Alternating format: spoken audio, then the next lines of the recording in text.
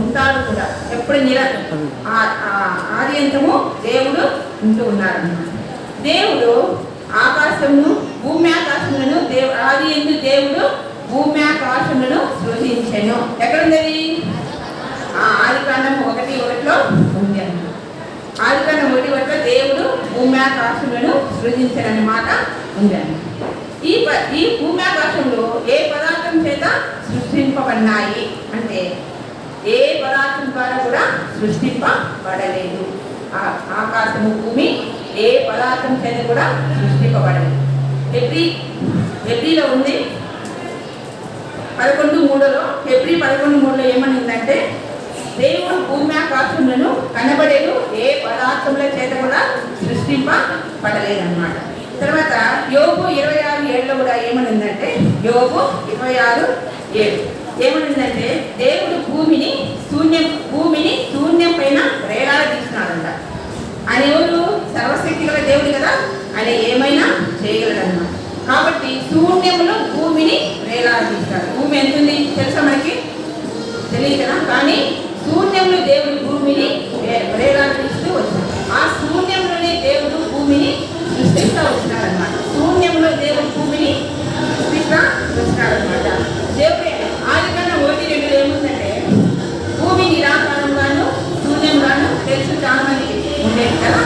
భూమి నిరాకారం అంటే ఎటువంటి ఆకారం భూమికి లేదు. తర్వాత శూన్యము, మన కళ్ళు వస్తుంది ఏమైనా కనిపిస్తుందా మనకి? ఏం కనిపిస్తుంది కదా. ఆ విధంగా శూన్యము నిరాకారము శూన్యంగాను ఉంటుంది. చీకటి అగాధ జలముల పైన కమ్మింది. దేవుని ఆత్మ ఆ జలముల పైన అల్లాడుతూ ఉండిందన్నమాట. దేవుని ఆత్మ జలముల పైన అల్లాడుతూ ఉన్నప్పుడు దేవుడు ఏమని చెప్పినాడంటే శూన్యంలో దేవుడు వెలుగు కలుగును గాక అని పలికినాడు. ఏమని పలికినాడు? వెలుగు కలుగును గాక అని పలుకుతూ వచ్చినాడు అన్నమాట. వెలుగు కలుగును గాక అని పలుకుతూ వచ్చినాడు. ఇప్పుడు దేవుని ఆత్మ జలముల పైన అల్లాడుతుంది. వెలుగును కలుగును గాక. ఇప్పుడు మనకు స్విచ్ చేసినప్పుడు వెలుగు ఏ విధంగా వస్తుంది తెలుసు కదా మనకి.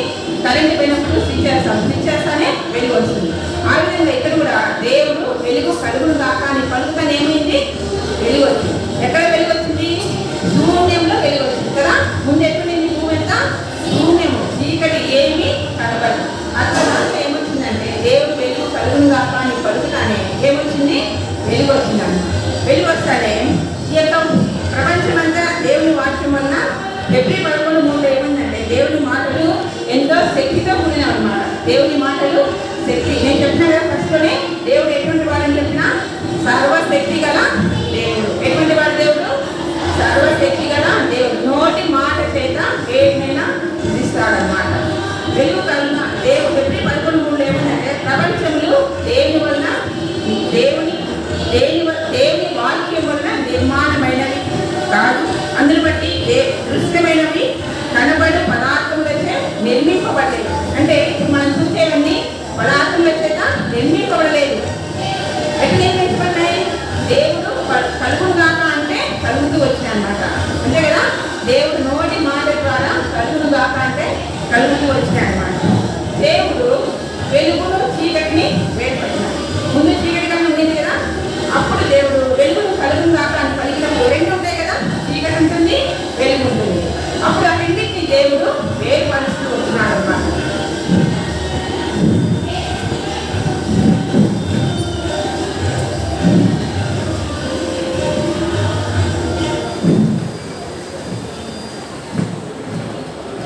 వెలుగు ఇక్కడ చీకటి కదా.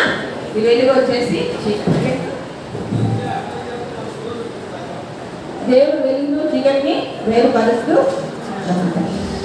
వెలుగుని చీకటిని వేరుపరిచినప్పుడు ఒక దినము అది మంచిగా ఉంటుంది దేవుడు చూస్తూ వచ్చినాడు. ఫస్ట్ రోజు ఏం చేస్తున్నాడు? దేవుడు వెలుగును సృష్టిస్తా శూన్యంలో వెలుగును చేస్తూ వచ్చినాడు అన్నమాట. తర్వాత రెండవ రోజు దేవుడు జలముల మధ్య ఒక విశాలము కలిగిన భూమి మీద జలముల పైన దేవుని ఆత్మ అల్లాడుతుంది అని చెప్పినాడుగా. ఆ జలముల మీద ఒక విశాలము కలుగును గాక అని దేవుడు పలుకుతూ వచ్చినాడు. ఏం పలికినాడు? జలముల మధ్య విశాలము. అంటే విశాలం అంటే ఏంటి? ఖాళీ ప్లేస్ కదా, తెలుసు కదా మీకు. ఖాళీ ప్లేస్ అన్నమాట. అంటే నీటిలో ఒక విశాలం కలుగును కాక అని పలికినప్పుడు దేవుడు అక్కడ ఒక విశాలము వచ్చిందన్నమాట. ఇక్కడ క్రింది జలములను పై జలములను దేవుడు వేరు చేస్తూ వచ్చినాడు. అక్కడ ఆకాశంలో రెండవ రోజు దేవుడు ఏం చేసినాడు? ఆకాశాన్ని సృష్టిస్తా వచ్చినాడు అన్నమాట. తర్వాత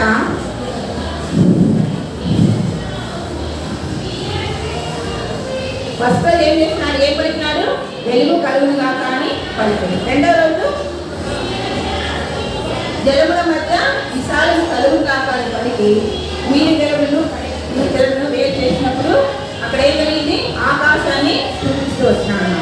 మూడవ దినాన దేవుడు ఏం చేసినాడంటే జలములను నేలను వేరు చేసినాడు. ఇప్పుడు రెండు కలిసి ఉన్నాయి కదా, ఈ రెండింటిని వేరు చేసినాడు అన్నమాట. భూమి మీద వేరు చేసి మూడవ రోజు గడ్డిని పదవృక్షాలను వాటన్నిటిని ఈ చిన్న చెట్లు పెద్ద చెట్లు అన్ని మూడవ రోజు దేవుడు వాటిని చేస్తూ వచ్చినాడు అన్నమాట. నాలుగవ దినాన దేవుడు వెలుగు కలిగింది, కానీ పగలు రాత్రి రెండు ఉన్నాయి కదా మనకి. కాబట్టి వెలుగు కలిగిన తర్వాత నాలుగో రోజు దేవుడు ఏం చేస్తాడు? పెద్ద జ్యోతి చిన్న జ్యోతి రెండింటిని సృష్టిస్తూ వచ్చినాడు అన్నమాట. పెద్ద జ్యోతి అంటే సూర్యుడు, చిన్న జ్యోతి అంటే చంద్రుడు. ఈ రెండింటిని దేవుడు సృష్టిస్తూ వచ్చినాడు. తర్వాత నక్షత్రాలు చేసినాడు. చూసినారు నక్షత్రాలు ఉన్నాయి కదా. ఇది ఎన్నో రోజు? నాలుగో రోజు దేవుడు ఏం చేసినాడు? పెద్ద జ్యోతిని పగటిని ఏలుటకు పెద్ద జ్యోతి, రాత్రిని ఏలుటకు చిన్న జ్యోతి అంటే చంద్రుడు. తర్వాత నక్షత్రాలను దేవుడు చేస్తూ ఐదో దినం దేవుడు ప్రతి విధమైన పక్షిని ఐదో రోజు పక్షి, తర్వాత జలములో నీటిలో సంచరించు చేపలను గొప్ప గొప్ప వాటిని చేస్తూ వచ్చినాడు అన్నమాట. ఐదో రోజు ఏం చేసినాడు దేవుడు? ఆకాశంలో ఎక్కే పక్షులను, తర్వాత నీటిలో సంచరించు జీవులను జలచరాలను చేస్తూ వచ్చినాడు అన్నమాట. తర్వాత ఆరో దినం దేవుడు ఏం చేసినాడంటే పురుగులను జంతువులను, తర్వాత ఇవన్నీ జంతువులు తెలుసు కదా, ఇవన్నీ జంతువులు. ఆరో దినాన దేవుడు జంతువులను చిన్న చిన్న పురుగులను నేల మీద ప్రాకు వాటన్నిటిని చేస్తూ వచ్చినాడు. అంతేకాదు ఆరో దినం ఏం చేసినాడు? మానవుని కూడా చేస్తూ వచ్చినాడు. ఏం చేసినాడు? ఆరో దినాన మానవుని కూడా దేవుడు చేస్తూ వచ్చినాడు అన్నమాట. ఈ విధంగా దేవుడు 6 దినాల్లో సృష్టినంతా పూర్తి చేస్తూ వచ్చినాడు. దేవుడు ఫస్ట్ రోజు ఏం చేసినాడు? వెలుగును కలుగు కాక అని పలికితే దేవుడు వెలుగైంది కదా. రెండవ రోజు ఏమైంది? చెప్పండి. కళ్ళు కాకన్నప్పుడు పైన వేరయ్యి ఆకాశాన్ని దేవుడు సృష్టిస్తూ వచ్చినాడు. మూడవ రోజు ఏం చేసినాడు? గడ్డిని చిన్న చిన్న చెట్లను వాటిని సృష్టించాడు. నాలుగవ రోజు పెద్ద జ్యోతిని చిన్న జ్యోతిని దేవుడు సృష్టించినాడు. తర్వాత నక్షత్రాలు కూడా నాలుగో రోజే చేస్తూ వచ్చినాడు. ఐదవ రోజు ఏం చేసినాడు దేవుడు? ఆకాశంలో ఎగిరే పక్షులను, తర్వాత జలంలో సంచరించు చేపలను పెద్ద పెద్ద వాటిని నిర్మిస్తాడు. ఆరో రోజు ఏం చేసినాడు దేవుడు? పెద్ద పెద్ద జంతువులను, పశువులను, తర్వాత నేల మీద ప్రాకే ప్రతి పురుగును, తర్వాత ఇంకొకటి ఏం చేసినాడు? మానవుని కూడా సృష్టిస్తూ వచ్చినాడు అన్నమాట. ఈ విధంగా దేవుడు సృష్టిని 6 దినాల్లో కంప్లీట్ చేస్తూ వచ్చినాడు అన్నమాట.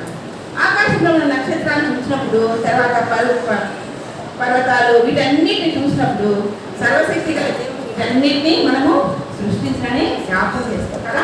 సృష్టి అంటే నోటి మాట ద్వారానే దేవుడు ఆ విధంగా చేస్తూ వచ్చినాడు. ఒక వెలుగు కలిగినప్పుడే మనం ఎంత ఆశ్చర్యం, ఎంత వెలుగు వచ్చింది అని ఆశపడతాం కదా. అట్లా ఇక్కడ కూడా ఆకాశంలో నక్షత్రాలు వాటన్ని చూసినప్పుడు మన దేవుడు గొప్ప శక్తిగల దేవుడని అనుకోవాలన్నమాట. తర్వాత దేవుడు చీకట్లోనే వెలుగు తెప్పించాడు కదా. ఫస్ట్ దేవుడు అంత శూన్యంగా ఉంది, ఆ శూన్యంలోనే దేవుడు ఏం తెప్పించాడు? వెలుగును తీశాడు. ఈ లోకంలో ప్రజలు ఎట్లున్నారంటే 2 రకాల ప్రజలు ఉన్నారు. ఎన్ని రకాలు ఉన్నారు? 2 రకాల ప్రజలు ఉంటూ వచ్చినారు. ఒకటి చీకటి సంబంధించిన ప్రజలు, రెండవది వెలుగుకు సంబంధించిన ప్రజలు. ఈ చీకటికి సంబంధించిన ప్రజలు ఎక్కడికి పోతారమ్మా? నరకానికి పోతారు. పరలోకానికి వాళ్ళకి మార్గము లేదు. పరలోకానికి మార్గం ఉందా? చీకటి ప్రజలు అంటే ఎవరంటే, చీకటి ప్రజలంటే వాళ్ళు పాపం చేసిన వాళ్ళు, దేవుని మాటకు లోబడక అవిధేయత చూస్తూ పాపం చేసిన ప్రజలు అన్నమాట. పాపం చేసిన ప్రజలు ఎక్కడికి పోతారు? నరకానికి పోతారు. పరలోక రాజ్యానికి పోతారా? పోరు. దేవుడైతే ఈ యొక్క పాపను కూడా దేవుడు పిలుస్తున్నాడు. ఎందుకు? వాళ్ళు కూడా దేవుని నమ్ముకొని వెలుగు బిడ్డలుగా ఉండాలని దేవుని యొక్క ఆశ. అంధకారంలో నుంచి వెలుగు ప్రకాశించుగాక అని పలికిన దేవుడు కదా. చీకటిగా ఉన్నప్పుడు దేవుడు అక్కడ వెలుగు ప్రకాశించుగాక అని పలికినాడు కదా. పలికినప్పుడు వెలుగు వచ్చింది. అట్లనే ఇప్పుడు కూడా పాపిని అంటే పాపిగా చీకటి హృదయంగా ఉన్న పాపిని దేవుడు పిలుస్తున్నాడు. నేను నీకు వెలిగిస్తాను, నా దగ్గరికి రాని పిలుస్తున్నాడు అన్నమాట. ఇప్పుడు మనమంతా ఎవరు మనమంతా పాపులమే కదా. మనమంతా ఎవరు? చీకటి సంబంధం కదా, సాతాను యొక్క బిడ్డలు. మనమంతా ఇప్పుడు ఎవరి దగ్గరికి రావాలా? వెలుగు సంబంధించిన దేవుని దగ్గరికి మనం రావాలి. ఎట్లా రావాలా? ప్రభా, నేను చీకటిలో ఉన్నాను, నేను పాపిని, నన్ను క్షమించు ప్రభా అని చెప్పి మన దేవుని దగ్గర ప్రార్థన చేసినప్పుడు దేవుడు మన ప్రార్థన ఆలకించి మనల్ని చీకట్లో నుంచి వెలుగులోనికి తీసుకొని. ఇక్కడ చంద్రుడు సూర్యుడు ఉన్నాడు కదా. ఈ చంద్రుడు వచ్చేసి చిన్న జ్యోతి చంద్ర కదా. ఈ చంద్రుడు చిన్న జ్యోతి, సూర్యుడు పెద్ద జ్యోతి. ఈ యొక్క సూర్య కాంతి చంద్రుడి మీద పడటం వల్ల చంద్రుడు ప్రకాశం. మీకు తెలిసే ఉంటుంది, సైన్స్ కరెక్ట్ కదా. సూర్యకాంతి చంద్రుడి మీద పడటం వల్ల అది ప్రకాశిస్తుంది. ఇప్పుడు ఇక్కడ మనకు వెలుగుగా యేసు ప్రభువును తండ్రి లోకానికి పంపిస్తూ వచ్చినాడు. అవునా? పంపించినట్టు ఆ వెలుగని యేసు ప్రభువును మనం ఏం చేయాలా? స్వీకరించాలా. ఏం చేయాలి? మనమందరము యేసు ప్రభువును దేవుడిగా స్వీకరించాలి. దేవుడిగా స్వీకరించినప్పుడు మనం ఏమవుతాము? వెలుగు బిడ్డలం అవుతాం కదా. మనము వెలుగు బిడ్డలం అయ్యి ఇతరులకు మనం ఏం చేయాలా? వెలుగునివ్వాలి. అవునా కదా. మనలో వెలుగు ఉంటే ఇతరులకు వెలిగిస్తాం కదా. ముందు మనం దేవుడిని నమ్ముకొని వెలుగు సంబంధిగా మనం జన్మించినప్పుడు మనము ఇతరులను వెలిగించేవారిగా ఉంటాము. దేవుడు ఆ విషయం మనకి చెప్తున్నారు అన్నమాట. మీరందరూ కూడా వెలుగు సంబంధిగా ఉండి ఇతరులకు వెలిగియాలని దేవుడు మనకి సెలవిస్తున్నాడు. ఇక్కడ ఒకటి ఏంటంటే, దేవుడు ఈ లోకాన్ని సృష్టించినప్పుడు ఒక ఉద్దేశాన్ని కలిగి ఉన్నాడు. దేవుడు ఈ లోకాన్ని సృష్టించినప్పుడు ఏం కలిగి ఉన్నాడమ్మా? ఒక ఉద్దేశాన్ని కలిగి ఉన్నాడు.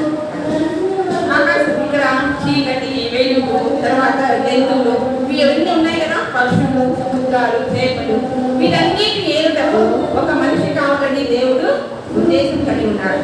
ఏ ఉద్దేశం కలిగి ఉన్నాడు? వీటన్నిటిని దేవుడు సృష్టించిన సృష్టి మీద అధికారం కలిగి ఉండాలని చెప్పేసి దేవుడు ఒక ఉద్దేశాన్ని కలిగి ఉంటూ వచ్చినాడు. ఆ ఉద్దేశం ప్రకారం దేవుడు ఏమనుకున్నాడంటే, వీటన్నిటిని వెళ్ళడానికి ఒక మానవుని సృష్టించాలని దేవుడు నిర్ణయించుకున్నాడు. ఏమని నిర్ణయించుకున్నాడు? ఒక మానవుని సృష్టించాలని దేవుడు నిర్ణయించుకున్నాడు. అప్పుడు దేవుడు ఏమనుకున్నాడంటే, మన స్వరూపమందు ఆదికాండం 1:26 ఉంది కదా. దేవుడు తన స్వరూపమందు మన పోలిక చొప్పున నరుని సృష్టించాలా. దేవుడు నా స్వరూపమందు అనుకున్నారా? ఏమన్నాడు? ఇక్కడ పాయింట్ గమనించండి. దేవుడు నా స్వరూపమందు అనుకోలే. ఏమనుకున్నాడు? మన స్వరూపమందు. ఏమన్నాడు? మన స్వరూపం అంటే అక్కడ మన అంటే ఒకరు ఉన్నట్ట, ఇద్దరు ఉన్నట్లా? ఇద్దరు ముగ్గురు ఉన్నట్టు కదా. ఇక్కడ దేవుడు అంటే త్రిత్వము అని గుర్తుపెట్టుకోవాలి. దేవుడు అంటే త్రిత్వము, తండ్రి, కుమార, పరిశుద్ధాత్మ. ఎవరెవరు? అప్పుడు దేవుడు అంటే మనం ఏమనుకోవాలా? తండ్రి, కుమార, పరిశుద్ధాత్మ అంటే త్రిత్వమైన దేవుడు అని మనము గుర్తు పెట్టుకోవాలి. ఇక్కడ దేవుడు ఏం చేస్తున్నాడంటే, ఆదికాండంలో సెలవిచ్చినట్టు మన స్వరూపంలో మన పోలిక చొప్పున నరుని నిర్మించాలనుకొని దేవుడు నరుని నిర్మించడానికి సిద్ధపడతామా. వాటన్నిటిని ఏలాలని దేవుడు అనుకుంటామన్నమాట. వేటిని ఏలాలమ్మా? వేటిని ఏలాలా? భూమి మీద ఉన్న పక్షులు ఇవన్నీ ఉన్నాయి కదా. సృష్టిని అందరినీ ఏలాలని చెప్పి దేవుడు ఉద్దేశము కలిగి ఉంటాడన్నమాట. ఈ సృష్టి అంతటిలో ప్రతి దానిలో అది శ్రేష్టమైన సృష్టి ఏదంటే మానవుడు. శ్రేష్టమైన సృష్టి ఏది? మానవుడు. ఈ మానవుని దేవుడు ఎట్లా చేస్తున్నాడు? మానవుడా కలుగు కాకుండా కలిగినాడా? అవునా? కాదు కదా. దేవుడు ఎంత ఎంతో కష్టపడి నేటితో ఎవరిని చేసినాడు? మానవుని తయారు చేస్తూ వచ్చినాడు. మానవుని తయారు చేసి ఆయన మంటిని తీసుకొని వచ్చి మానవుని తయారు చేసి ఆయన ఆ జీవవాయువును ఊదుతూ వచ్చినాడు అనమాట. మానవునిలో జీవవాయువును ఊదుతూ వచ్చినాడు అనమాట. తన స్వరూపం నాసికా రంధ్రాలు తెలుసు కదా, ముక్కు తెలుసా? నాసికా రంధ్రాలు అంటే నాసికా రంధ్రాలలో జీవవాయువును ఊదగా నరుడు ఏమైనాడు? జీవాత్మైనాడు.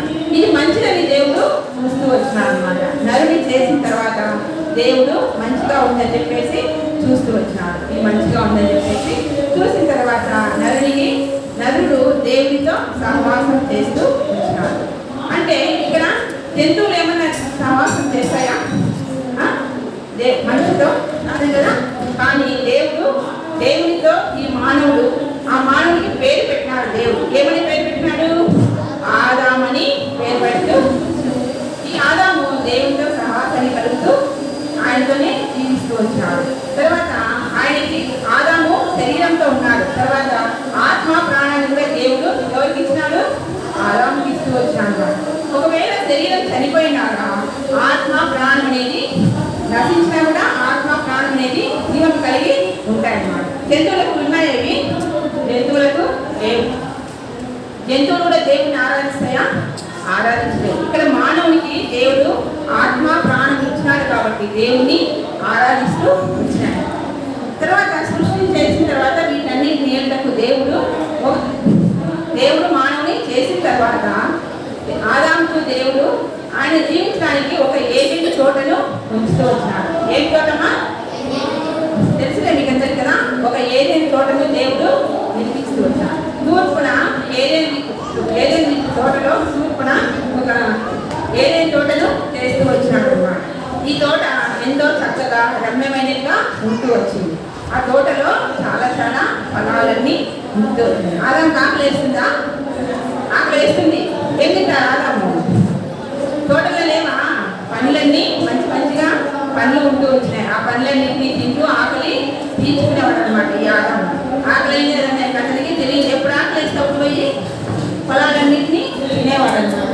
తర్వాత వచ్చేసి తోట మధ్యన ఏముందంటే జీవవృక్ష ఫలం అనేది మీకు మానవులు చూపిలే కదా.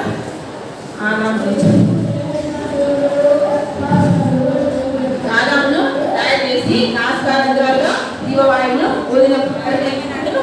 జీవాత్మ ఐదు వచ్చినాడు అనమాట. ఏదైనా తోట అని చెప్పినా కదా. ఏదైనా తోటలో ఒక జీవ వృక్షం అనేది ముందు వచ్చిందన్నమాట. జీవ వృక్షము అంటే ఏంటిమా? జీవవృక్షం తింటే ఎప్పటికీ జీవిస్తూనే ఉంటారనమాట. జీవవృక్షం అంటే ఎప్పటికీ జీవిస్తూనే ఉంటారు. ఆ జీవవృక్షాన్ని దేవుడు ఏదైనా తోటలో పెట్టి వచ్చాడు. అదే కాదు, ఇంకోటి కూడా చెట్టు ఉంది అనమాట. మంచి చెట్ల తెలివించు ఫలం ఉంది. ఏం ఫలము?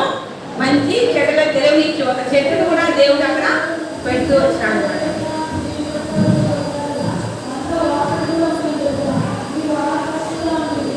దేవుడు ఈ జీవవృక్ష ఫలమును తర్వాత మంచి చెట్ల తెలివించు వృక్షమును అక్కడ ఏదైనా తోటలో పెట్టి వచ్చాడు. తర్వాత దేవుడు ఒక నదిని కూడా ఆ తోటలో పెట్టాడు. ఎందుకు? భూమిని అంతా సేద్యపరచాలి కదా. ఆ తోటకు నీళ్ళు కావాలి కదా. దాన్ని సేద్యపరచాలి, దాన్ని కాయాల, వీటన్నిటికీ కావాలంటే ఏం కావాలా? నీరు కావాలి. కాబట్టి అందులో ఒక నది కూడా దేవుడు పెట్టి వచ్చినాడు అనమాట. ఆదాము ఈ యొక్క తోటలో దేవుడితో సహవాసం కలిగి ఉంటూ వచ్చాడు. తర్వాత ప్రతి జంతువుకు, పక్షికి, ప్రతి వాటికి అన్నిటికీ దేవుడు తోడు ఇస్తూ వచ్చినాడు. తోడు అంటే రెండునే చేస్తూ వచ్చాడు అనమాట. అయితే ఇక్కడ ఆదాముకి ఎవరు లేదు? తోడున్నారా? ఆదాము ఒక్కనే కదా దేవుడు చేసింది. ఇప్పుడు ఆదాముకు తోడు కావాలి. ఆదాముకు తోడు కావాలంటే దేవుడు ఏం చేశాడంటే ఆదాముకు గాఢ నిద్ర కలిగేసినాడు. అంటే ఈ స్లీప్లోకి వెళ్ళిపోయినాడు అనమాట. బాగా నిద్రపోయిన తర్వాత దేవుడు ఏం చేసినాడు అంటే ప్రక్క టెంపుల నుంచి ఒక ఎముకను తీసినాడు. ఆ ఎముకను తీసి అక్కడ నుంచి ఒక స్త్రీని తయారు చేస్తూ వచ్చినాడు అనమాట దేవుడు. చూడండి,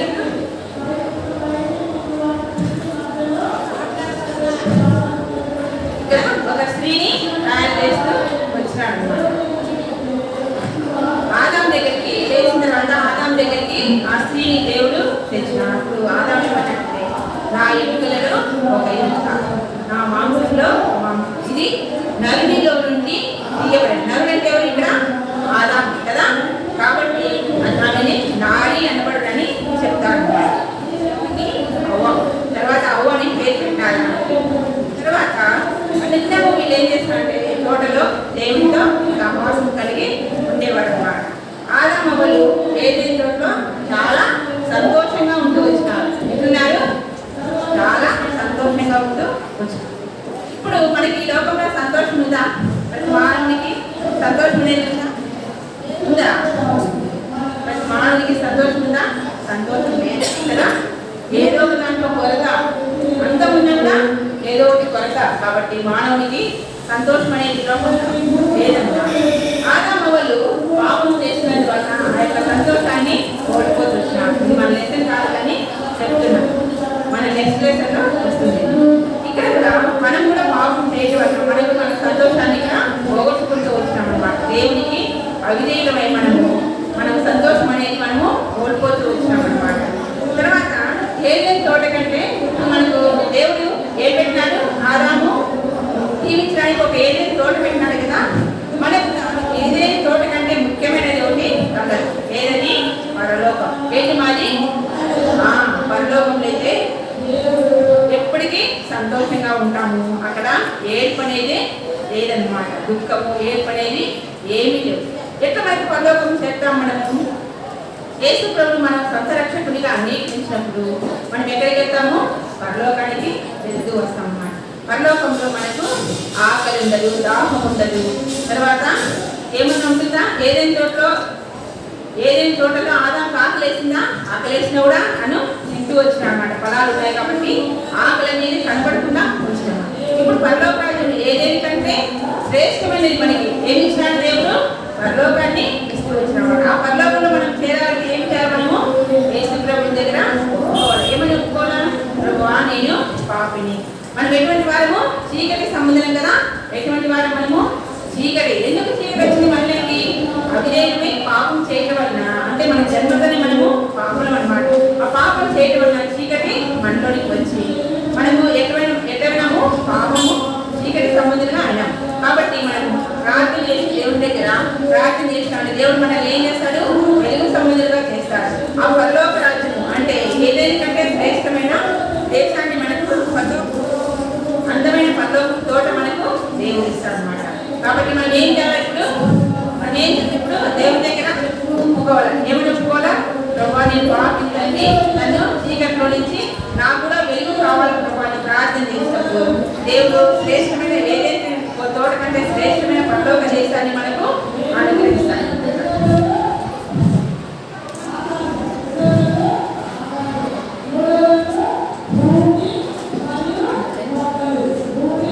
ప్రార్థన చేసినా సారీ కంటక వాక్యము యోహాను సువార్త 8:12. యోహాను సువార్త